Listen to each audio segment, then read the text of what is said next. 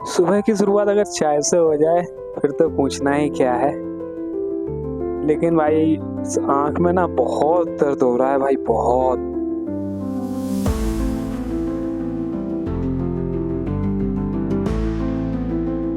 भाई पगडंडियों पे पड़ा कंफ्यूजन होता है। मैं यहाँ आ गया भाई, यहाँ गूगल पे ये दिख रहा है रास्ता, यहाँ कुछ रास्ता ही नहीं है। उसी मंदिर पे वापस आ गया मैं रोड से घूमते हुए, फिर उसी मंदिर पे आ गया। वहाँ पीछे साइड से है थोड़ी सी रास्ता, शायद कहीं से निकलना है। ये वाली रास्ता थी भाई, मैं यहाँ अंदर से चला गया। ये वाली रास्ता है, यहाँ लोगों को पता नहीं है, यहाँ की रास्ता ही पता नहीं है। जितने लोगों से पूछ रहा हूँ बोल रहा है कि हमें नहीं पता, पता नहीं कैसे रहते हैं। इस भाई कच्चे रूट पे चल रहा हूँ, लगभग 9-10 किलोमीटर इसी रूट पे चलना है कच्चे पे। इधर भाई मेरी फटी पड़ी है क्योंकि रात में तेंदुए की आवाज़ आ रही थी, तो रास्ते में कहीं तेंदुआ ना मिल जाए। और भाई लंगूरों की मेरे से बढ़ रही है वो सोच रहे होंगे मैं मास्क लगाए, वो सोच रहे होंगे साला कौन है अजीब जानवर है, समझ में ही नहीं आ रहा है तो लंगूरों की मेरे से बढ़ रही है भाई अभी तो नहीं, अब पीछे से भाग रहे थे, बस कोई जानवर ना मिल जाए। एक भाई गांव मिला है, अभी इस गांव से होते हुए निकलना है। गांव में यहाँ पहाड़ियों पे इतने ज़्यादा बड़े नहीं होते हैं ना, ज़्यादा से ज़्यादा 10-12 घर होते हैं। भाई निकलते जा रहा हूँ, पूरी कच्ची रास्ता है और पता नहीं कितने दूर तक और कच्ची रास्ता मिलेगी। चलते हैं। बच्चा था एक तो भाई अभी लगभग 4-5 किलोमीटर कच्ची रास्ते पे आया हूँ और अभी 9-10 किलोमीटर और एक अच्छी रास्ता। कोई नहीं भाई, हर चीज़ का एक्सपीरियंस लेना चाहिए। ऑफ रोडिंग करने में आनंद तो मुझे भी बहुत आता है, लेकिन क्या कर सकते हैं भाई, डर लगा रहता है कि कहीं श्याम प्यारी ना रुक जाए।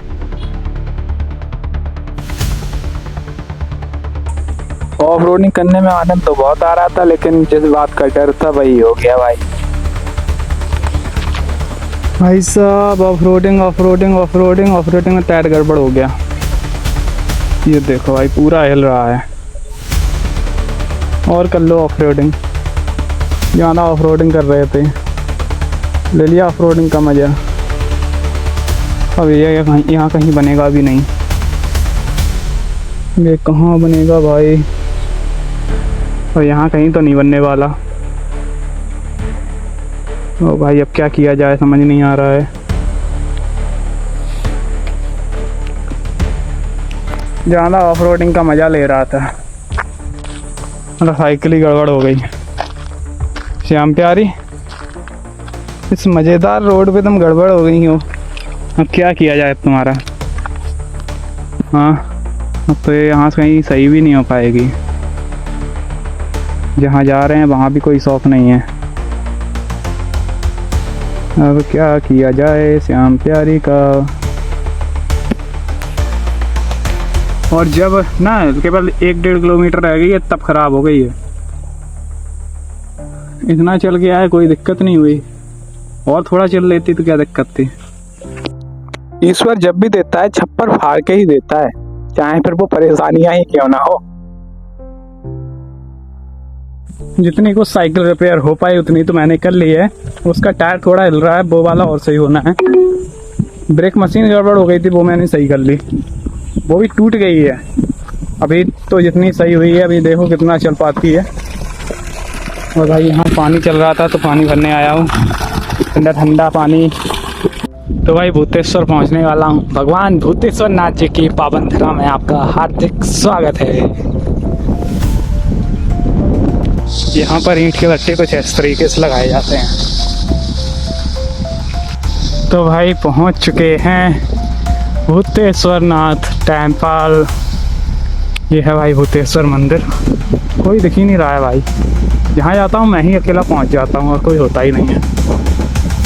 देखता हूँ, ये एक बाहरी मंदिर है श्री महर्षि मुक्तानंद जी का, और ये है भाई मंदिर। ये देखो भोलेनाथ, इन्हीं को बोलते हैं भारत की सबसे बड़ी शिवलिंग, जो कि पत्थर की है। वो तो पहाड़ दिखाया था। ये है मेन गेट। साइकिल को देखते हैं कहाँ ले जाना है, इसी के अंदर रखेंगे भाई, बाहर तो प्रॉब्लम हो जाएगी। ये देखिए सारी दुकान वगैरह सब बंद हैं। तो भाई मंदिर के अंदर पहुंच चुका हूँ, साइकिल यहाँ पार्क कर दी है। चलिए अब चलते हैं, दर्शन कराते हैं। ये देखिए दर्शन कीजिए भोलेनाथ के। जय भोले।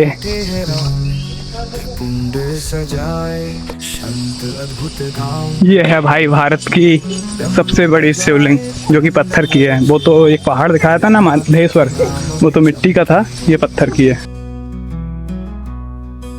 गंगा की धारा जटाओं का बसेरा, चंद्रमा माथे।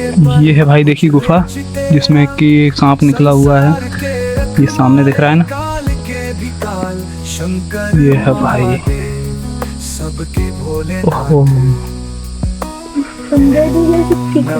अरे भाई सांप निकला है, वो सामने दिख रहा है, इसलिए अभी इसमें अंदर नहीं जाया जाएगा।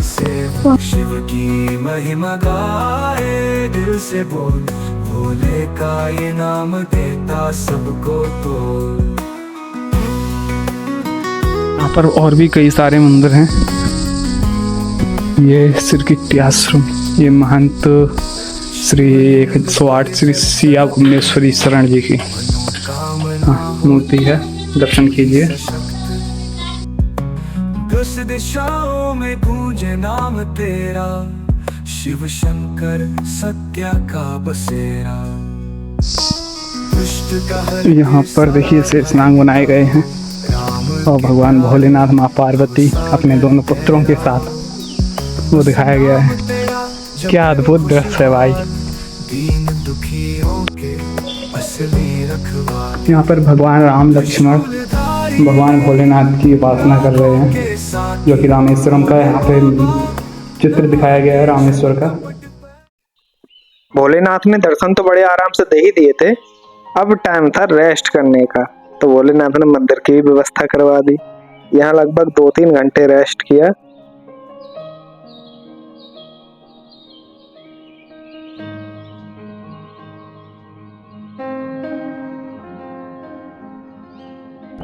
अब ना 4 लाइन छूट चुका है और मुझे लगता है कि अब धमतरी के बाद शायद मिलेगा दोबारा, लेकिन कल तक तो भाई आराम से इसी सिंगल रूट पे चलते रहो, शांति से, बिल्कुल शांत वाले माहौल में। सूर्यदेव भी आज कुछ मेहरबान हैं, क्योंकि आज बादल हैं कुछ आज ज़बरदस्त। देखो ये देखो छिपे हुए हैं, कोई नहीं, लेकिन अभी ये वाला आ जाएगा मौसम, बादल ये वाले आ जाएंगे तो फिर आ जाएगी धूप। भाई क्या है ना, जहाँ जो समतल में नदी रहती है ना, इसका पानी मुझे लगता है कभी सूखता नहीं है, ये समतल वाली नदियों का। और जो पहाड़ों की होती है ना, मतलब निकलती तो सब पहाड़ों से ही हैं, बट जो पहाड़ों में ही बहती रहती हैं वो सूख जाती हैं, मुझे ऐसा लगता है, क्योंकि मैं कई बार ये एक्सपीरियंस कर चुका हूँ, देख चुका हूँ। देखिए कितना प्यारा नज़ारा है। ये सामने पहाड़ दिख रहे हैं ना, ये आपको दिख रहा होगा, इस साइड नहीं है, बट गूगल मैप पे दिख रहा है कि थोड़ी चढ़ाई करनी पड़ेगी, 2-3 किलोमीटर की चढ़ाई होगी। देखते हैं भाई, यहीं पे है कि थोड़ा आगे और चल के है, बट है ज़रूर।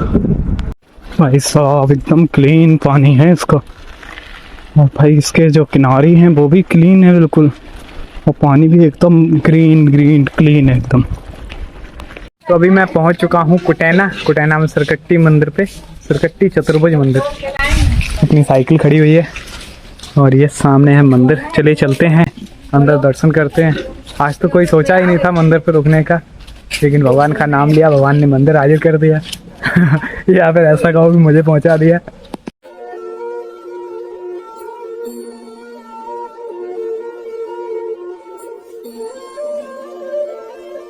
ये कुछ लोग मिले हैं। राधे राधे। राधे राधे।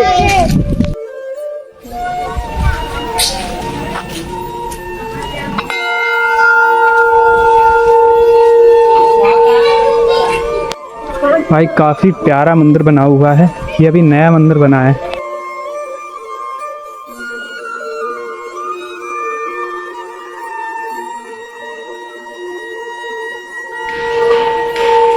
कितना सुंदर विग्रह है भाई, कितना प्यारा विग्रह है। भगवान जी को नजर न लग जाए।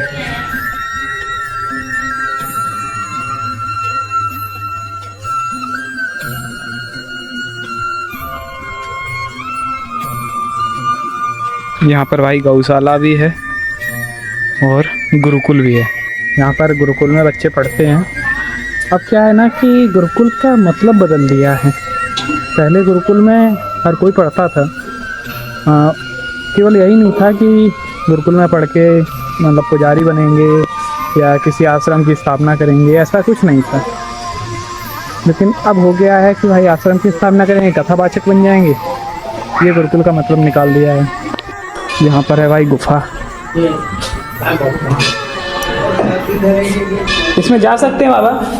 वाला कोई नहीं। ये है भाई,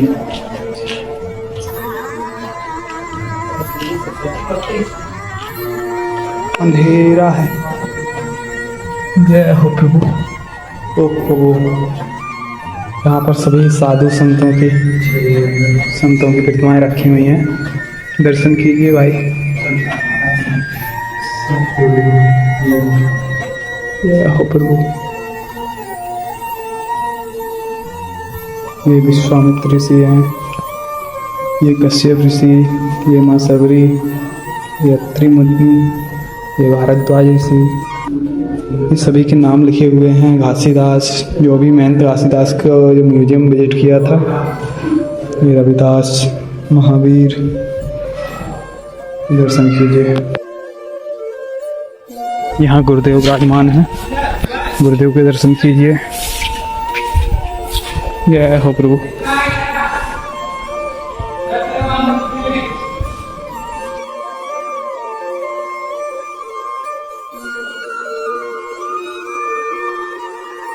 ये मंदिर काफ़ी पुराना है, तो पुरानी मूर्तियाँ तो जरूर होंगी। ये देखिए भाई, पुरानी मूर्तियों के अवशेष। ये भाई ये मूर्ति, इसका सिर कटा हुआ है, इस वजह से इस जगह का नाम सिरकट्टी है। ये देखिए भाई, दर्शन कीजिए। और भी काफ़ी मूर्तियाँ हैं यहाँ पे।